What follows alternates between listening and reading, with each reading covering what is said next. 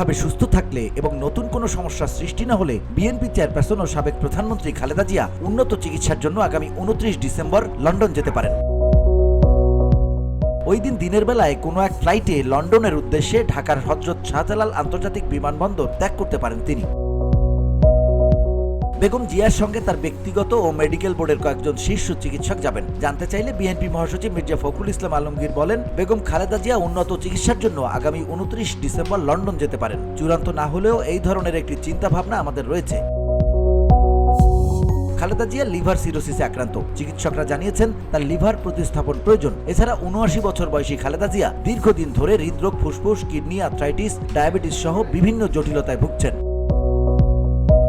খালেদা জিয়ার ব্যক্তিগত চিকিৎসক ও বিএনপির স্থায়ী কমিটির সদস্য অধ্যাপক ডাক্তার এজেডএম জাহিদ হোসেন গত 29 অক্টোবর সাংবাদিকদের জানান, উন্নত চিকিৎসার জন্য খালেদা জিয়াকে প্রথমে লং ডিস্টেন্স স্পেশালাইজড এয়ার অ্যাম্বুলেন্সে লন্ডনে নিয়ে যাওয়া হবে। এরপর সেখান থেকে তাকে অন্য একটি দেশে মাল্টিডিসিপ্লিনারি মেডিকেল সেন্টারে নেওয়া হবে। সেই দেশটি যুক্তরাষ্ট্র বলে জানা গেছে।